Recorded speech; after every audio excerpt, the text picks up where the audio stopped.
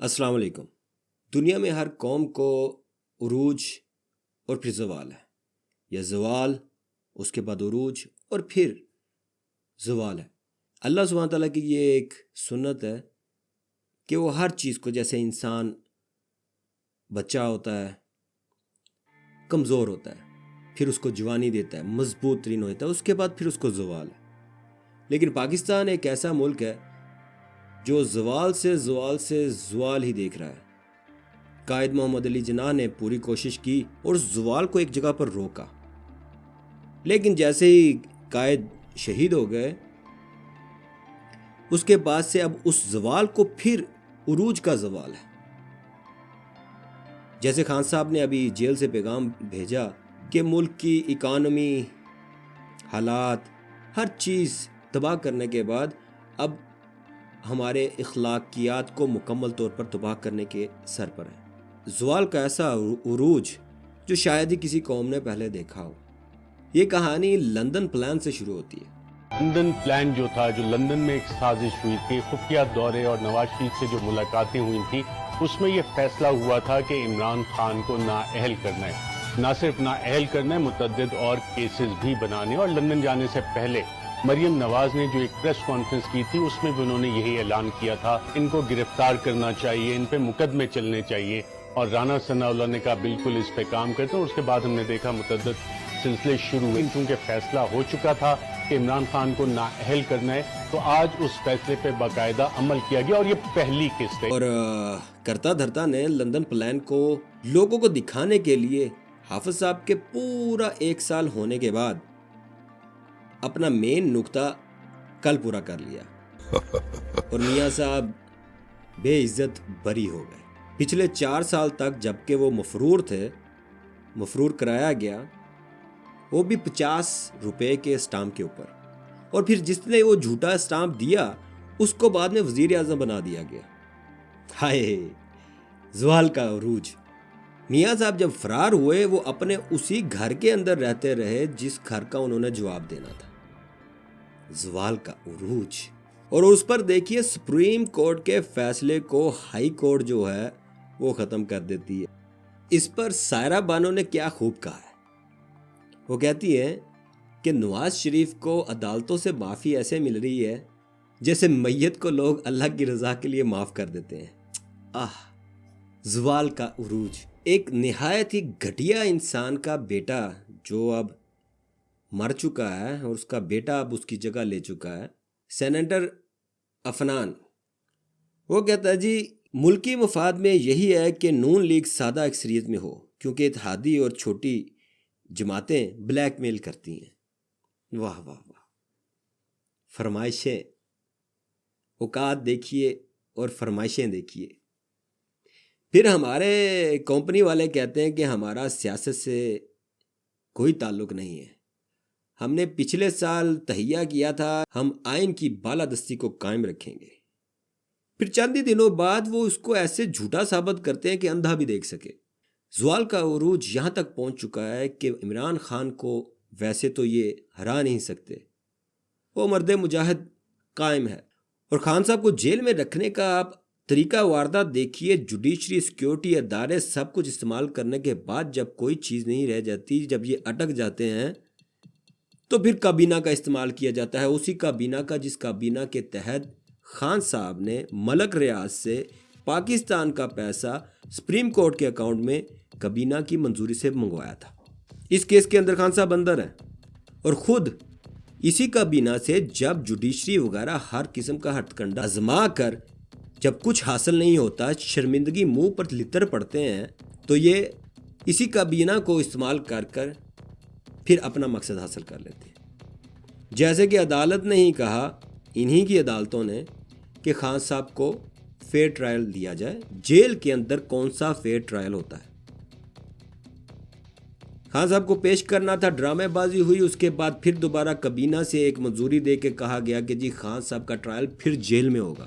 جیسے کہ میاں صاحب نے کہا کہ میں جب یہاں سے بھاگ رہا تھا پلیٹیں اپنی گرا کر، تو میں نے ہر چیز اللہ پر چھوڑ دی تھی، میں 2 ہفتے کا کہہ کر دوائی لینے گیا تھا، لیکن میں پھر وہاں پر بھاگ گیا، اپنے اسی چوری کے گھر میں رہا، اور آج 4 سال بعد جب میں واپس آیا ہوں لندن پلان کے مطابق، تو اللہ نے مجھے سرخرو کر دیا ہے۔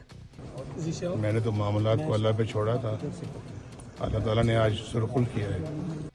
اگر آپ اس بات کو صرف سوچیں، یہاں سے بھگوانے میں کس کا ہاتھ تھا؟ باجوہ، یہی عدالتیں؟ واپس لانے میں کس کا ہاتھ تھا؟ حافظ صاحب، یہی عدالتیں؟ تو میاں صاحب کھلے انداز میں کس کو خدا کہہ رہے ہیں؟ استغفر اللہ۔ اسے کہتے ہیں زوال کا عروج۔ کسی کی فرمائش ہے کہ خان صاحب کی شہرت کو کسی بھی طرح سے ختم کیا جائے۔ خان صاحب کی شہرت ختم کرتے کرتے خود وہ گٹر میں گر گئے ہیں، لیکن اس کے بعد انہوں نے کیا کیا؟ ہر دوسرے تیسرے دن کسی نہ کسی کی بیوی، بچی، ماں، بہن کو ہلاشیری دیتے ہیں کہ خان پہ الزام کرو کہ خان ان کو چھیڑتا تھا۔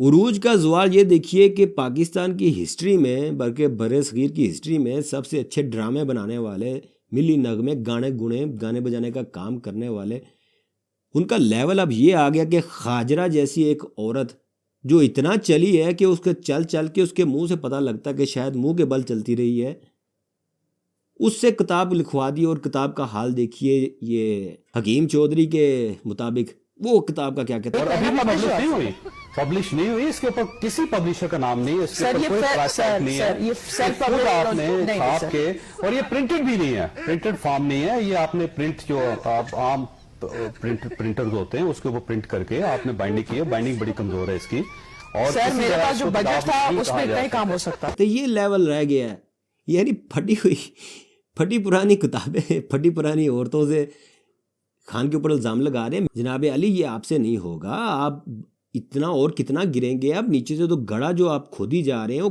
گڑھے کے نیچے بھی خلا آ گئی ہے، آپ گھوم کے آپ دوبارہ واپس اسی گڑھے میں آئیں گے۔ تو اب آپ ایسے کیجئے، یہ خاجرہ وغیرہ گلا گلائی اور وہ سابقہ شوہر سے خان صاحب کی شہرت ختم کرنا چاہتے ہیں، اس کے بدلے آپ ایسا کیجئے، کچھ اوریجنل سوچئے، کچھ قربانی دیجئے، گھر کی کوئی بچی پیش کیجئے۔ یا یہ منیف فاروق جو کہہ رہا ہے، دیکھیے وہ کہہ رہا ہے کہ ایک اور کوئی بچی جو ہے وہ خان پر الزام لگانے والی ہے۔ یہ منیب کو ہی میں کہتا ہوں کہ بھائی تو اتنا اگر تیرا درد آ رہا ہے کمپنی کے لیے، جس بیانیے کو لے کے، گند بیانیے کو تو اتنا مرے جا رہا ہے، اپنے گھر کی بچی کو پیش کر، اس کی ذرا قمیض وغیرہ پھاڑ، کیمرہ مین وغیرہ ہر وقت تمہارے پاس خود اپنا ہوتا ہے، ہیں اینکر پرسن تم خود ہی پوچھ لینا، ہاں باجی بتانا کیا کیا تھا خان نے آپ کے ساتھ۔ وہ آگے سے وہ بتایا کہ میں جیل میں خان کو ویسے دیکھنے کے لیے گئی کیونکہ خان بہت ایک مشہور بندہ ہے، تو میں نے بھی چاہا کہ میں خان کو دیکھوں۔ جیسے ہی میں خان کی حوالات کے پاس پہنچی، خان نے اندر سے ہاتھ بڑھایا اور میری قمیض ایسے پھاڑ دی۔ ذرا جذباتی ہو کے، اور نہیں تو کچھ جن کے لیے تو یہ منیب یہ سب کچھ کر رہا ہے، ان کی بچیاں اندر لے کے آ، تاکہ لوگوں کو پتا چلے کہ نہیں بھائی ڈرامے میں کچھ ٹویسٹ آیا ہے۔ خاجرہ جیسی بازارو عورتوں کی بجائے اب اپنے گھر کی بچیاں بھی پیش کی جا رہی ہیں۔ عوام کو کچھ معلوم ہو کہ آپ کچھ محنت کر رہے ہیں، اتنا لیول نیچے کر لیا ہے، آپ کا لیول اتنا گر گیا ہے۔ اب اس کا یہ مطلب تو نہیں کہ خان کا بھی لیول اتنا گرا ہوا ہے، تو اس کے لیے آپ مذاق نہیں، آپ کچھ آؤٹ آف دا باکس سوچئے، تاکہ کچھ شور مچے کہ ہو ہاں وہ فلانے کی بچی کو بھی خان نے چھیڑا تھا۔ اور یہ ایک ہی بار میں کر لیجئے، جیو وغیرہ پر ایک ہی وقت میں شام کے وقت 8 بجے کے پروگراموں میں ایک طرف حامد میر لے کے بیٹھ جائے، اس نے نہیں ابھی تک کیا، منیب وغیرہ وہ کامران اور سب کے سب اٹھاؤ، ٹی وی چینل سارے آپ کے، ہر ایک کے اوپر ایک ایک بچی لے کے بیٹھا ہو بندہ، پھر کچھ شور مچے گا۔ میں تو یہ مانتا ہوں پھر عوام تھوڑی سی ہلے گی بھی کہ یار یہ کیا، 26 چینل ہیں، 26 چینلوں کے اوپر 26 بچیاں، اور 26 کی 26 بچیاں خان کے اوپر الزام لگا رہی ہیں۔ پھر ہمارے جیسا بندہ بھی سوچے گا نہیں یار، اب اگر 26 بچیاں نہیں آ کے خان کے اوپر الزام لگا رہی ہیں کہ خان نے اس کو چھیڑا یا پتہ نہیں کیا کچھ کیا ان کے ساتھ، تو بات سمجھنے میں بھی آئے گی، کچھ شور مچے گا۔ جو فرمائشیں آپ سے وہ والی بی بی کر رہی ہے، اس کا بھی کچھ سکون ملے گا، اس کو کلیجہ اس کا کچھ ٹھنڈا ہوگا۔ کلیجہ چبانے والی مائی کا، تو حضور میں تو ایسے عام بندہ، میری تو اوقات ہی کچھ نہیں، میں تو صرف اس لیے کہ پہلے کبھی آپ کے لیے اتنے اکاؤنٹ ضائع کیے، اتنا ٹائم دیا، دن رات گالیاں کھاتے تھے اور گالیاں دیتے تھے آپ کے لیے، اللہ کا شکر ہے کہ اب توبہ کر لی ہے، کوئی بھی ہو کچھ بھی ہو گالی کوئی نہیں دینی، ایویں مفت میں اپنی آخرت ہم خراب کریں۔ تو حضور یہ مشورہ مانیے، گھر کی بچیاں پیش کیجئے اور پھر دیکھیے، میرا ماننا یہ ہے کہ اس کے بعد بھی آپ کی ذلت ہی ہونی ہے۔ لیکن یہ ایک کام کرنے والا رہ گیا، اس کو بھی کر کے دیکھ لیجئے۔ ابھی ہمارے جیسے سابقہ 50 ہے، ہم تو جناب ہاتھ کھڑے کر چکے ہیں، ہمیں پتہ ہے کہ جی ہدایت جو اللہ سبحانہ تعالیٰ نے اگر دینی ہوتی تو اب تک مل چکی ہوتی، لیکن نہیں، کام بہت اوپر تک پہنچ گیا ہے، اور زوال کا عروج ابھی اگر کچھ لوگ سمجھتے ہیں کہ یہ بس اخیر ہو گئی ہے، اندازہ کچھ یہ ہے، آپ ہم سب کو غلط ثابت کریں گے اور زوال کے عروج کو ایک بار ایسا عروج دیں گے کہ آنے والی نسلیں آپ لوگوں کو کبھی بھولیں گی نہیں۔ لے بھائی لوگ اپنا خیال رکھیے گا، بشرط زندگی پھر ملیں گے۔ السلام علیکم ورحمۃ اللہ وبرکاتہ۔